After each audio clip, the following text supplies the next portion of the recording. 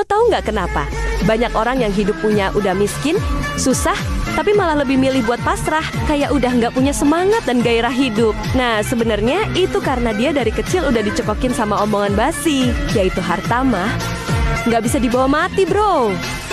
Dan omongan itu dilempar terus-terusan kayak mantra dari dukun yang nggak bisa lu tolak. Lagi susah nyari kerja, dibilangnya suruh sabar aja. Rezeki mah nggak bakal kemana, mana lagi pengen naikin taraf hidup. Dibilangnya jangan terlalu mikirin dunia di saat lu pengen sukses.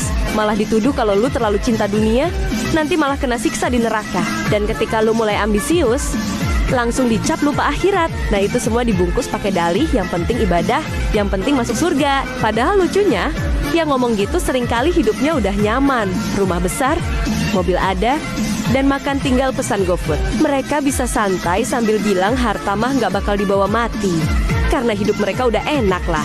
Tapi orang yang dengerin masih makan nasi aking, anaknya stunting, atau makan nasi cuma sekali sehari.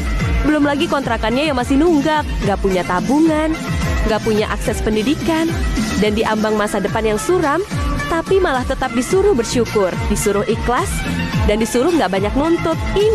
Itu jadi bisa nggak yang ngomong gitu? Gue kategorikan sebagai orang dungu dan tolol. Karena ya, ngapain sih mereka ngomong gitu ke orang yang hidupnya masih miskin? Lu dengar? Ya, ibarat orang kalau lagi lapar, itu dikasih makan, bukan dikasih ceramah. Dan ini terkadang emang aneh sih, tapi sekali lagi, ini fakta.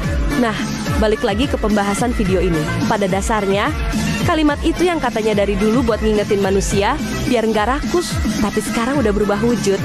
Bukan lagi pesan moral, tapi jadi alat buat ngontrol. Sengaja dibuat untuk jadi racun halus yang dibungkus agama. Lo disuruh diam, disuruh patuh, dan disuruh puas sama keadaan yang lo punya sekarang. Karena katanya dunia itu cuma sementara.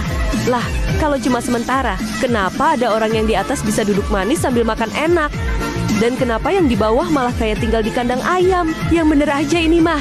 Dan jangan salah, ini bukan sekedar omongan doang.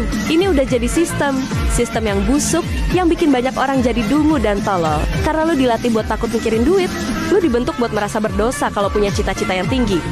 Dan juga lo akan dicap duniawi. Kalau kerja keras buat jadi orang kaya, semua dikemas rapi, dikasih label keikhlasan. Padahal intinya lo dimiskinkan secara mental. Dan di saat itu juga, lo dijadikan budak yang pasrah, yang gak berani mimpi, dan yang gak boleh marah sama nasib.